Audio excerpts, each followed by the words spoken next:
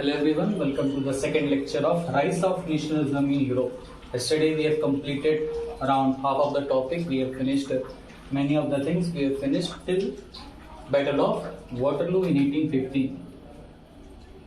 1815 Battle of Waterloo. We have studied about Battle of Waterloo of 1815. What happened in Battle of Waterloo? Napoleon was defeated by the allies of four countries: Britain, Austria, Prussia and Russia. So after that, what happened? After 1815, we are going to discuss this in today's lecture. Hopefully you have completed the lecture number 1. It is second lecture. First finish of that lecture, then come here in this. पहले वो lecture खत्म करके हैं, फिर इसमें. तो 1815 में जब नेपोलियन की हार हुई, when 1815 Napoleon was defeated in the Battle of Waterloo, जब उसे हराया गया तो क्या हुआ? ट्रीटी ऑफ वीना तो हुई. उसके पहले क्या हुई? A new conservatism after the 1815. Conservatism एक ग्रो हुई. What does conservatism means? मतलब क्या होता है?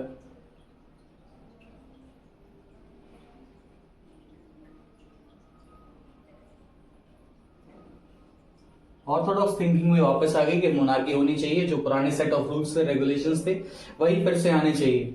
मतलब रेवोल्यूशन का कुछ मतलब नहीं निकला. जो पहले चल रहा था वही अब रेवोल्यूशनरीज लाना, वही अब जिन्होंने वॉर जीती थी मोनार्क्स ने, वही सिस्टम पहले से लाना चाहते थे जो रेवोल्यूशन से पहले था. मतलब रेवोल्यूशन से जो मेहनत की वो क्या सारी व्यर्थ करने वाले थे, सारी बेकार करने वाले थे. Orthodox thinking I. उनका मानना है क्या था कि मोनार्कीज को क्या किया जाए, फिर से सेटअप किया जाए. Monarchy should be set up again. फिर से कंजर्वेटिज्म लाया जाए, मोनार्की को फिर से सेटअप किया जाए.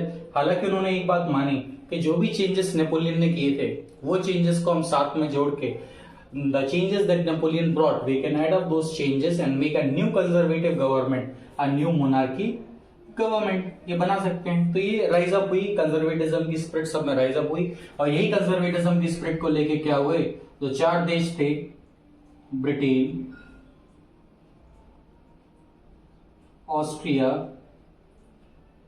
प्रशिया और रशिया, ये चार कंट्रीज, ये चार देश यही कंजर्वेटिज्म के भाव को लेके कहां पे पहुंचे? They reached Vienna. वियना में कांग्रेस सेटअप किया गया, एक मीटिंग सेटअप की गई. और मीटिंग किसके अंदर सेटअप की गई? It was setup under Duke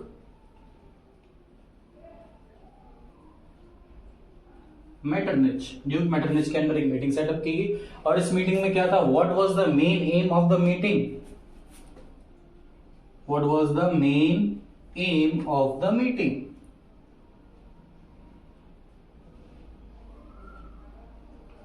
this was redistribution of Europe. Redistribution of Europe. Europe की जो भी टेरिटरीज नेपोलियन एनेक्स कर चुका था उसका रीडिस्ट्रीब्यूशन होगा. अब यहाँ पे सभी कंट्रीज बैठेंगे और अपना अपना हिस्सा बांटेंगे. So this was the main aim of this all thing. New conservatism rose, conservatism rise किया. राइज क्यों? क्योंकि जो मोनार्क्स जीत गए थे वो चाहते थे कि जो सोसाइटी पहले थी, जो कंजर्वेटिज्म पहले था सोसाइटी में, वही फिर से क्या लाना चाहते थे, वो लोग वापस लाना चाहते थे, जिससे कि वो मोनार्की को सेटअप करना चाहते थे. और हुआ भी वो. जो ट्रीटी ऑफ वीना के मेन 5 to 6 पॉइंट्स रहे, उनमें सबसे पहला पॉइंट आप क्या देखेंगे कि बर्बन डायनेस्टी को फिर से रिस्टोर कर दिया गया. मतलब नेपोलियन ने जिनको ओवरथ्रो किया था आके, ठीक, उन्हीं को क्या किया, फिर यहाँ पे फिर से गद्दी पर बैठा दिया गया और फिर से वही सिस्टम को लागू करना चाहा. बट क्या होगा? अब एक बार लोगों में वो कॉन्फिडेंस आ गया. क्या कॉन्फिडेंस आ गया? कि हम रेवोल्यूशन से कुछ चेंज ला सकते हैं, जो कि वो लाए भी. अब यहाँ पे लोग शांत नहीं बैठे. जो मिडिल क्लास थी, अपराइजिंग मिडिल क्लास थी, वो यहाँ पे शांत नहीं बैठे. दे क्रिटिसाइज दिस गवर्नमेंट, जिसकी वजह से जो 1815 के टाइम पे क्या हुआ, द गवर्नमेंट जो फॉर्म हुई, मोनार्क्स, कौन थी? Monarchs. They applied censorship. Censorship लगा दी कि भैया कोई भी क्रिटिसाइज नहीं करेगा. No one can criticise this government. If you criticising then you have to face the consequences. आपको कंसीक्वेंसेस क्या करने पड़ेंगे? फेस करने पड़ेंगे. बट रेवोल्यूशनरीज यहाँ पे भी नहीं रुके. उन्होंने क्या किया? After being all these groups जो इलीगल हो गए थे, रेवोल्यूशनरी सबको इलीगल घोषित कर दिए गए. उसके बाद उन्होंने क्या की? They found secret groups. They found secret groups, उन्होंने सीक्रेट ग्रुप्स बनाना स्टार्ट कर दिया सोसाइटीज में, और नेशनलिज्म और रेवोल्यूशंस को फैलाने के लिए फिर से चालू हो गए, फिर से राजी हो गए। They started doing all these things again. तो ट्रीटी ऑफ वीना के पहले क्या हुआ, एक न्यू कंजर्वेटिज्म राइज हुआ after 1815। What was this conservatism? एक ऑर्थोडॉक्स थिंकिंग थी कि क्या किया जाए, फिर से मोनार्की को सेटअप किया जाए, जो पहले से सिस्टम था उसी को फिर से क्या किया जाए, यहाँ पे सेटअप किया जाए to make those changes again. तो जो भी नए राजा आए थे, जो भी चेंजेस किए थे हटाया जाए, और जो पहले थ्रोन्स पे बैठे थे, जो कंजर्वेटिज्म चला आ रहा था, जो पुरानी विचारधारा के लोग, जो राजा महाराजा वाला सिस्टम था, वही फिर से वापस लाया जाए। तो कंट्रीज कौन थी जिन्होंने नेपोलियन को हराया था बैटल ऑफ वाटरलू में? It was Britain, Austria, Prussia and Russia, जिनका हमने आपको निमोनिक भी दिया था। निमोनिक आई कॉल देम बावरे। सो 1815 बैटल ऑफ वाटरलू में इनकी क्या हुई, इनकी हार हुई। किनकी? नेपोलियन की, इन देशों की नहीं, इन्होंने तो हराया था।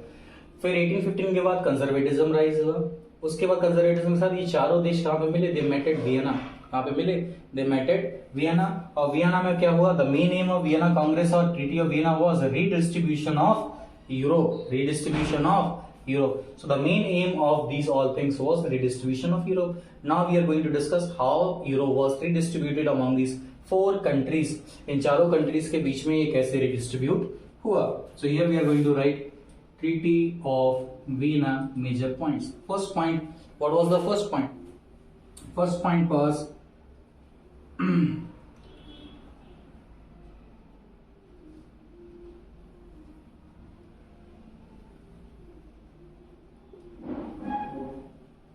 Bourbon dynasty was restored to power.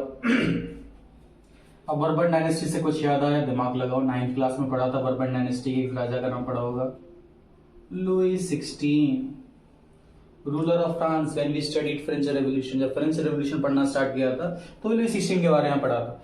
तो उन्हीं के फैमिली से फिर क्या किया, एक नए राजा को गद्दी पे बैठाया गया, एक नए राजा को लाया गया और उन्हें बोल दिया गया, लो जो आपके दादा परदादा छोड़ के गए थे अब वो करिए। तो Bourbon dynasty was restored to power. Second thing,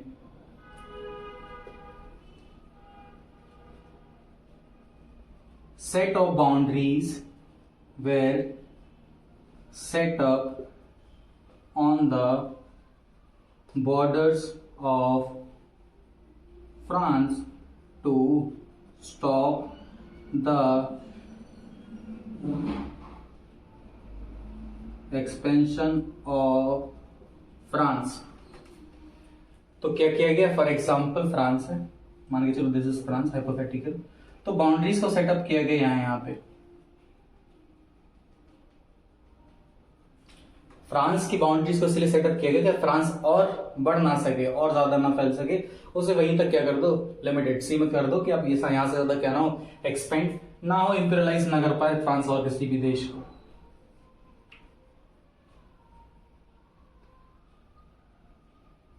territory annexed under Napoleon were redistributed। जो भी टेरिटरीज नेपोलियन ने नेक्स्ट की थी वो सब आपस में बांट ली गई। तो क्या था? Redistribution Europe. जो भी ट्रीटी, जो भी चीजें उसने क्या किया, नेक्स्ट की, सबको क्या कर लिया गया, यहाँ पे बांट लिया गया, they were redistributed. Now what was the fourth point? German confederation.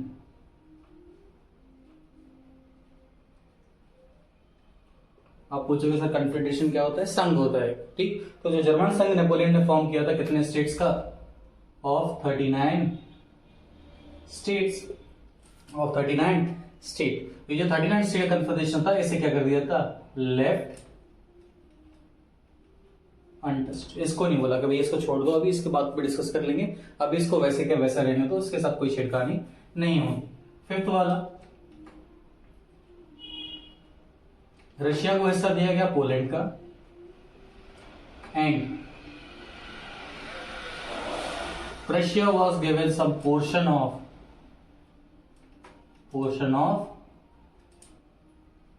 Saxony.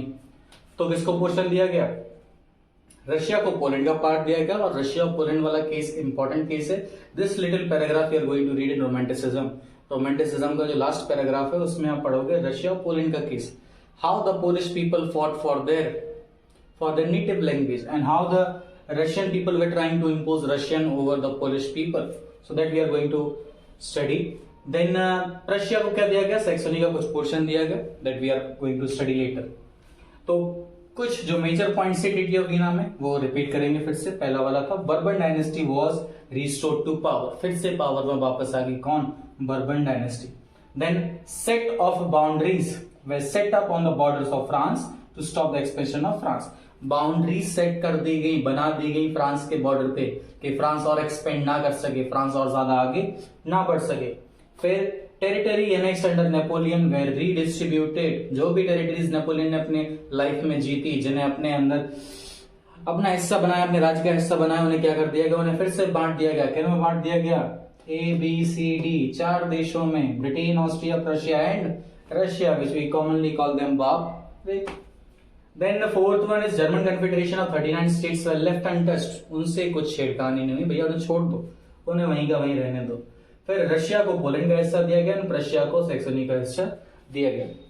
अब आपको क्या लगता है, जब बर्बन डायनेस्टी को रिस्टोर किया गया तो कुछ चेंजेस आए होंगे, आए होंगे, देखते हैं. तो बर्बन डायनेस्टी को जैसे ही रिस्टोर किया गया, बर्बन डायनेस्टी वाज रिस्टोर्ड, तो क्या हुआ, people were not happy. Happy इसलिए नहीं थे कि भैया रेवोल्यूशन इसलिए किया था कि आप लोग हटो, किया ही इसलिए था. नेपोलियन आने पे खुश हम इसलिए थे कि आप लोग हट गए. अब आप नेपोलियन को हरा के, हालांकि नेपोलियन ने हमारे साथ गलत किया बट कुछ अच्छी चीजें भी की, नेपोलियन हटा के आप फिर से हमारे ऊपर आ गए. तो मेन मुद्दा क्या था, मेन चीजें क्या थी, आपको हटाना था. आप फिर से वापस आ गए तो हम कहां से खुश रहेंगे. बट इस बार जो पीपल का कॉन्फिडेंस था, जो पीपल का मोटिव था, दैट वाज क्लियर. क्योंकि पहले वो क्या कर सके थे, रिवोल्ट कर चुके थे इनके खिलाफ और उन्हें सक्सेस भी मिली. Now they are not going to sit silently. अब वो शांत नहीं बैठेंगे, आप फिर से रिवोल्ट करते रहेंगे. और रिवोल्ट कैसे किया, by making secret societies form की, यंग ग्रुप्स फॉर्म किए, लोगों को कलेक्ट किया, मोबिलाइज्ड वर्कर्स भेजे, हर जगह नेशनलिज्म के आइडिया को स्प्रेड कराया, नेशन स्टेट को बनाया. क्योंकि ये चाहते थे जो भी रेवोल्यूशन हम लोगों ने किया वो किस लिए किया था, एक बेसिस पे किया था, नेशन स्टेट बनाने के लिए किया था. अगर वही नहीं रहेगा तो how the people are going to be happy. तो रेवोल्यूशन कभी ना कभी तो हो गई, अभी बन जाएंगे 1 साल 2 साल 3 साल 15 साल, but revolution at the end of the day one time that is going to happen, वो होके ही रहेगा. So that is going to happen, अभी आगे चल के होगा. ये जो बर्बन डायनेस्टी के राजा थे, he was removed. How he was removed, we are going to see that. So this was the portion study we read about. कल हम लोगों ने पढ़ा था, किसके बारे में पढ़ा था, हम लोगों ने पढ़ा था कि नेपोलियन ने 2 चेंजेस किए थे, पॉलिटिकल और एडमिनिस्ट्रेटिव. वो चेंजेस पढ़ने के बाद एडमिनिस्ट्रेटिव से खुश हुए थे और पॉलिटिकल चेंजेस से काफी हुई दुखी हो गए थे. उसके बाद जब 4 कंट्रीज ने डिफीट किया नेपोलियन को बैटल ऑफ वाटरलू में, किसको डिफीट किया, नेपोलियन को डिफीट किया बैटल ऑफ वाटरलू में 1815. और इसके बाद क्या हुआ, एक राइज ऑफ कंजर्वेटिज्म जागी लोगों में नहीं, मेनली these 4 कंट्रीज के मोनार्क्स में, हायर ऑफिशियल्स में. वो चाहते थे क्या किया जाए, मोनार्की को फिर से सेटअप किया जाए. So we could set up the monarchy once again. फिर जब सेटअप करने की बात आई तो ये चारों मिले वियना में. Vienna is a place in Austria में मिले. तो वियना में मिलते हैं तो वियना कांग्रेस सेशन होता है, उसे बोलते हैं ट्रीटी ऑफ वियना या वियना कांग्रेस. तो जब वियना में मिलते हैं तो वियना का मेन एम क्या होता है, main aim of Vienna was redistribution of Europe का रीडिस्ट्रीब्यूशन हो. The territories that was annexed under Napoleon, जो नेपोलियन ने टेरिटरीज को एनेक्स्ट किया उसको क्या कर दिया जाए, बांट दिया जाए. फिर से उसको क्या कर दिया जाए, फिर से बांट दिया जाए. किसमें बांट दिया जाए, भैया चारों ने मेहनत की तो चारों में बटेगा, 5वां किसी देश को नहीं देने वाले. बोलो ठीक है, 4 लोगों ने मेहनत की लड्डू बनाने में तो 4 ही खाएंगे, 5 वाले को नहीं मिलने वाला, कुछ नहीं मिलने वाला, देखेगा उस इन सबको लड्डू खाते हुए. तो Britain, Austria, Prussia and Russia they all met at Vienna. Redistribution of Europe हुआ कहां पे, वियना में रीडिस्ट्रीब्यूशन ऑफ यूरोप हुआ. 5 मेजर पॉइंट्स हैं, हालांकि 6 हैं. ब्रसल्स वाला केस है, जिनोवा वाला केस है, बट मेजरली 5 पॉइंट्स पढ़िए that are sufficient for your long answer in boards. So what are those 5 points. Firstly most important, Bourbon dynasty was restored to power.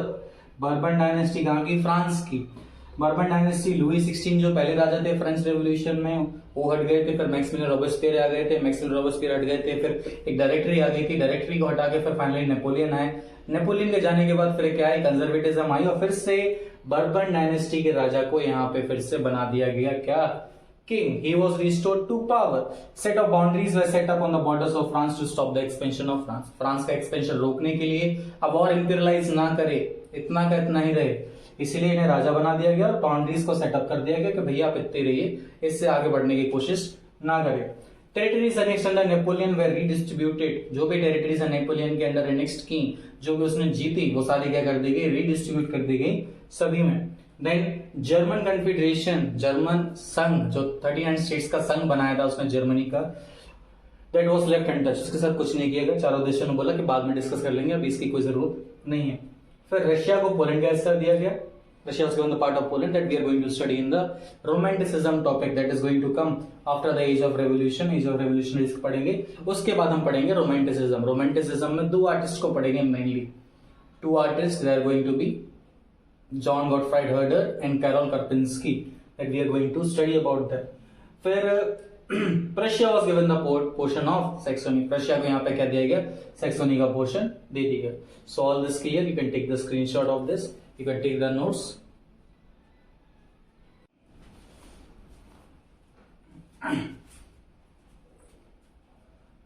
Now we are going to discuss what were the changes that happened after Treaty of Vienna 1815. अब जो जो changes 1815 के बाद आए, 1815 में क्या क्या हुआ, तो Bourbon dynasty was restored to power. Boundaries were set up on the borders of France to stop the expansion. फिर जो भी टेरिटरीज नेपोलियन एनेक्स की थी उन्हें क्या कर दिया गया, दे वर रीडिस्ट्रीब्यूटेड। उसके बाद German confederation of 39 states were left untouched and lastly Russia was given the part of Poland and Russia was given some portion of Saxony. What changes, firstly new monarch was on the throne, ठीक। Censorship और बढ़ा दी,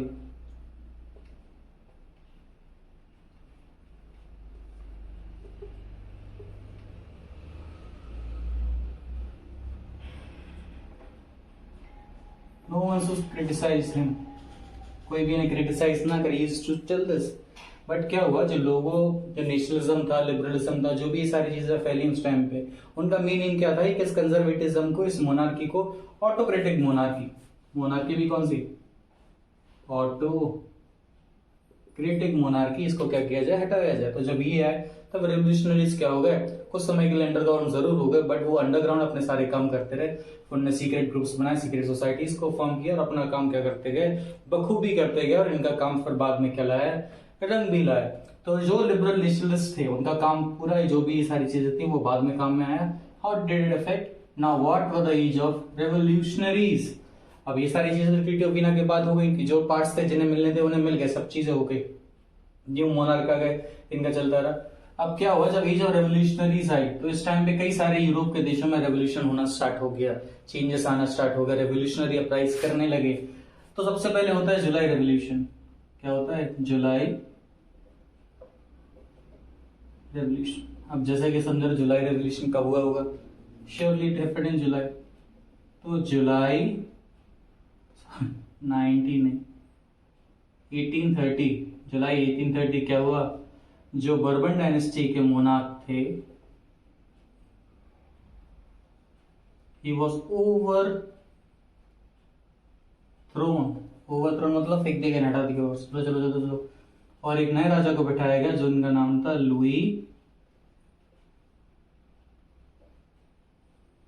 Philip was made the new, क्या बनाए गए थे, constitutional monarch. ये बात याद रखना है, वेरी इंपॉर्टेंट।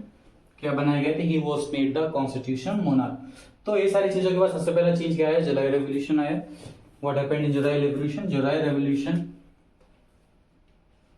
जुलाई 1830 में था। जुलाई 1830 नाम से याद, जुलाई रेवोल्यूशन वो कट इन जुलाई, मे रेवोल्यूशन में हुआ। बर्बन डायनेस्टी के जो राजा थे, जो न्यू मोनार्क थे, उन्हें क्या किया गया, ओवरथ्रो कर दिया गया, he was thrown out of the power and Louis Philippe was made the new king, new constitutional monarch किन्हें बनाया गया, लुई फिलिप को यहाँ पे बनाया गया। Louis Philippe was the new constitutional monarch, ये हो गया। तो जैसे ही जुलाई की अपराइजिंग होने लगी, जुलाई रेवोल्यूशन जो स्टार्ट हुआ यहाँ पे, उससे इफेक्ट कहां पे आया, ब्रसल्स में। अब ब्रसल्स क्या है, कैपिटल ऑफ बेल्जियम। तो जो ब्रसल्स, अब ट्रीटी ऑफ वीना में एक पॉइंट था कि ब्रसल्स को क्या किया गया था, this was added to another country. तो ब्रसल्स यहाँ से नेदरलैंड में जब जोड़ा गया था तो ब्रसल्स क्या हुआ, वहां से सेपरेट हो गया from United kingdom of Netherland. किसकी वजह से हुआ, अब जुलाई रेवोल्यूशन यहाँ पे स्टार्ट हुआ फ्रांस में, ठीक, तो वही ब्रसल्स में चेंज आना स्टार्ट हो गए। जैसा कि ड्यूक मेंटेनेंस का था, when the France sneezes rest of the Europe catches cold, मतलब फ्रांस चीखता है तो सारे यूरोप में जुकाम हो जाता है, सबको सर्दी हो जाती है। कहने का मतलब ये था कि अगर कोई भी चेंजेस फ्रांस में टेक प्लेस ले रहे हैं, जगह ले रहे हैं, तो उसके इफेक्ट्स आपको हर जगह देखने को मिलेंगे, एवरीवेयर सी द इफेक्ट्स। यहाँ पे कुछ हुआ, यहाँ पे तुरंत। फिर उसके बाद लास्टली आता है हमारा 1800 के टाइम में ऑटोमन एम्पायर। ये क्या थे, ग्रीस पे रूल कर रहे थे, they were the one ruling Greece. तो 1821 में people revolted against Ottoman empire, Ottoman empire के अगेंस्ट रिवोल्ट कर दिया। और ये सारे वॉर होने के बाद lastly at 1832 through treaty of Constantinople क्या मिला, ग्रीस को इंडिपेंडेंस मिला, इंडिपेंडेंस ऑफ ग्रीस। और ये 1821 को बोला जाता है Greek war of independence, Greek war of independence. तो क्या हुआ यहाँ पे, चेंजेस क्या थे, सेंसरशिप लगा दी भैया, कोई हमारे बारे में कोई नहीं बोले, क्रिटिसाइज नहीं करेगा राजा को। तो जैसे ही जुलाई रेवोल्यूशन आया, जुलाई आया 1830 का, 1830 का जो जुलाई है, देखो काफी समय हो गया, ये बात देखो, चेंजेस कब हुए, नए मोनार्क को लाया गया, फिर चेंजेस कब हो रहे हैं 1830 में, कितने सालों बाद, 15 years after the new monarch was ruled. उसके बाद क्या हो रहे हैं, चेंजेस हो रहे हैं। जो बर्बन डायनेस्टी का राजा बनाया था, अब उसे निकाल दिया गया, उसे लात मार दी गई, और लास्ट में फिर किसे बनाया गया, Louis Philippe was made the constitutional monarch. Constitutional monarch इन्हें अपॉइंट किया जाता है, लुई फिलिप को।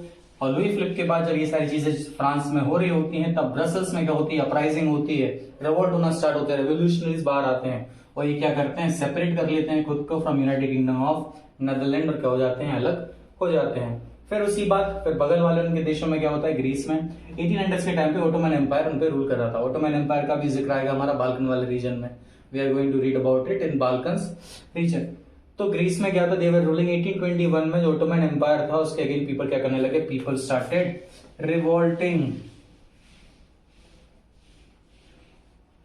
लोगों ने यहाँ पर रिवोल्ट करना स्टार्ट कर दिया against the people of Ottoman empire. 1832 में क्या हुआ, through the treaty of Constantinople Greece को क्या मिली, इंडिपेंडेंस मिली। In 1821 to 1832 is known as Greek war of independence, जहां पे इन लोगों ने अपने इंडिपेंडेंस के लिए क्या किया, फाइट बैक किया। So this was the age of revolutionaries, age of revolutionaries, July revolution, Belgium Brussels case, he was separated from Netherland. And lastly in 1800 Ottoman empire क्या हुआ, 1821 Greek war of independence started, lasted for 11 years, and lastly in 1832 independence of Greece through Treaty of Constantinople. Very good. So this was all the things that happened after Treaty of Vienna. After this, we study about the romantic imagination of the artist, or romanticism, as we can clearly say. What? Romanticism. देखो simple भाषा में definition बोली जाए तो spreading the feeling of oneness, अपनेपन की feeling को फैलाया जाए, किससे, फोक सॉन्ग से, फोक पोएम से, हाइम से, ओथ से, एंथम से, पोएम, पोइट्री, फोक ड्रामास, एनीथिंग। फोक मतलब लोकल लोगों का क्या उससे कनेक्शन हो, कुछ सेंस ऑफ कलेक्टिव बिलोंगिंग हो, कहां से वो लोग आए हैं। तो romanticism, as we can clearly say, sense of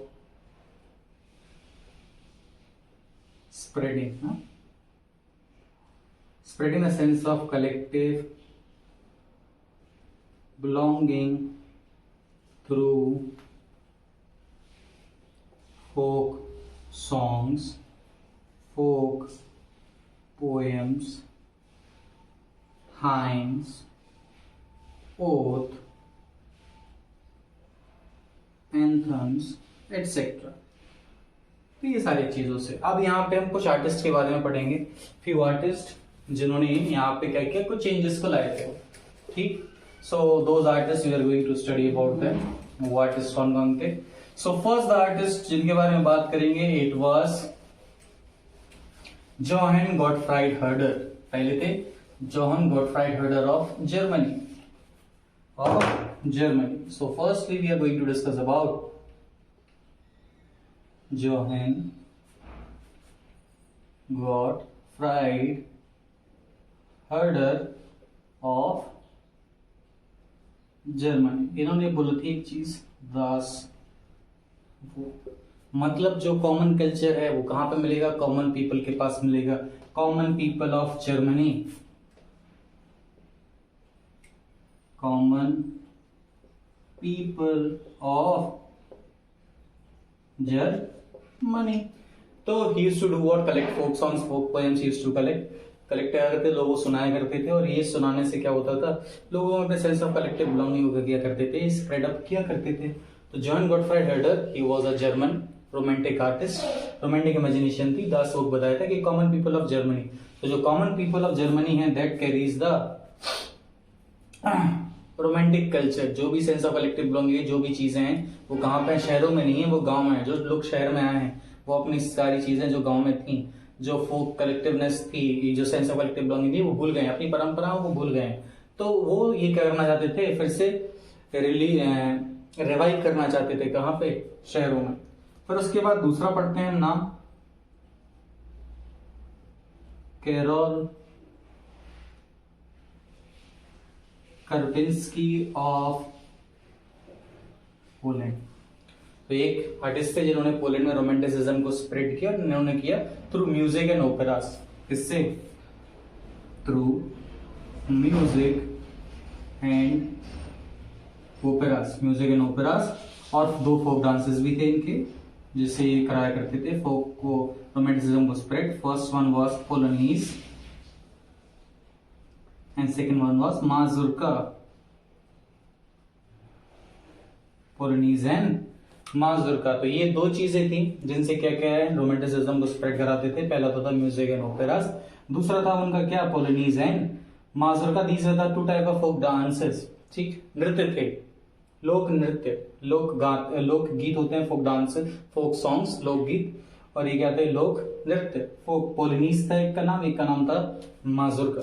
अब ये दो केसेस तो हो गए, जॉन गॉटफ्राइड हर्डर एक नाम पढ़ लिया अपन ने, दूसरा नाम पढ़ लिया हमने कैरोल कर्पिंस्की। अब रोमांटिसिज्म में लास्ट जो टॉपिक आता है, लास्ट टॉपिक आता है द केस ऑफ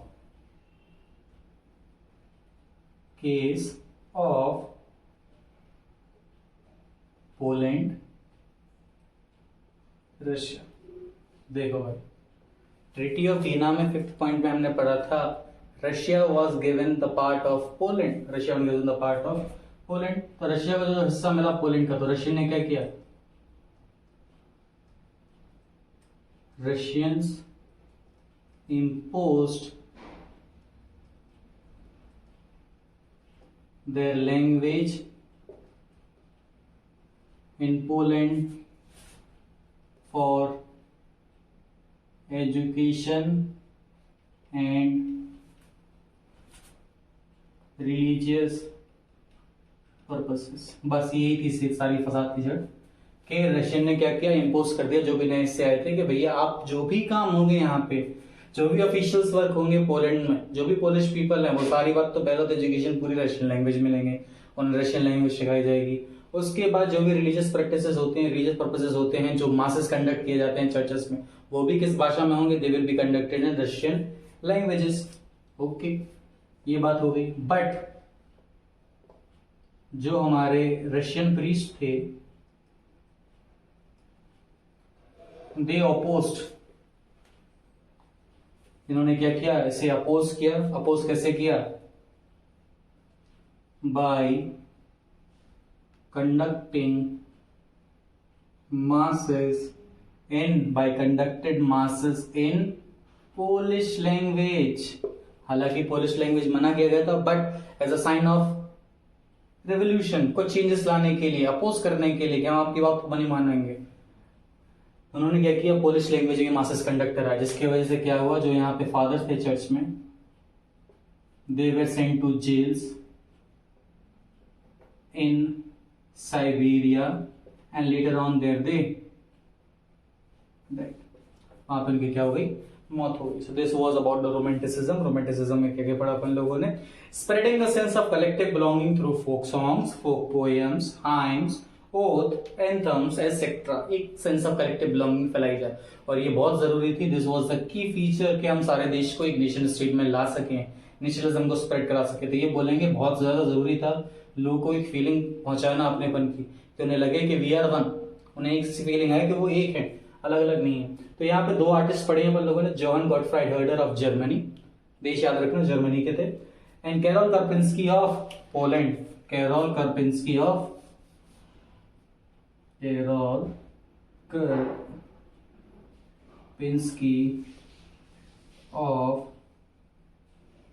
पोलैंड। इन्होंने क्या किया, म्यूजिक और ओपेरा से क्या किया, स्प्रेड करा है रोमांटिसिज्म को। और फोक डांसेस से, फोक डांसेस कौन से, polonaise and mazurka, these were the two folk dances, उन्होंने क्या किया, इससे स्प्रेड कराया। फिर उसके बाद पढ़ते हैं case of Poland and Russia. Russian impose there languages in Poland for education and religious purposes. कर दिया, क्यों कर दिया, बिकॉज ट्रीटी ऑफ वियना में उनको क्या दिया गया था, पार्ट मिला था, किसका, पोलैंड का हिस्सा मिला था रशियंस को, तो वही उन्होंने कर दिया गया था। वो ये चाहते थे कि ये सारा कल्चर किसमें इम्पोज हो जाए, रशियन में, कि लास्टली फिर अगर नेशन स्टेट बनते हैं लैंग्वेज के बेसिस पे, तो मैंने कल आपको बताया था नेशन जो स्टेट बन रहे थे वो दो बेसिस पे बने थे, कल्चरल और लिंग्विस्टिक। कल्चर सेम है तो बन जाएंगे, लैंग्वेज सेम है तो बन जाएंगे, ठीक। इसीलिए ये लोग चाहते थे कि जितना ज्यादा कल्चर हमारा इम्पोज हो जाए, जितना ज्यादा हम लैंग्वेज सिखा दे, रशियन में सबको पढ़ा दे, तो रशियन अगर आगे चल के नेशन स्टेट फॉर्म होते तो this will be the portion of Russia, वो रशिया में हिस्सा आ जाएगा। बट रशियन प्रीस्ट नहीं है यहाँ पे, ये यहाँ पे पोलिश प्रीस्ट, सॉरी, जो पोलिश प्रीस्ट थे उन्होंने अपोज किया by conducted masses in Polish language. जो फादर थे वहां के, वो जेल्स में चले गए। जेल्स कहाँ, Siberia is a very cold place, people can't survive there, तो वही हुआ, नॉर्मली दे वर डेड, उनकी क्या हो गई, मौत हो गई। नहीं है the topic, and next topics we are going to start tomorrow. We are going to study about the May revolution, Zollverein के बारे में पढ़ेंगे, condition of women, unification of Germany, very important topic. उसके बाद tomorrow's topic are unification of Germany, unification of Italy and few smaller topics that are in between.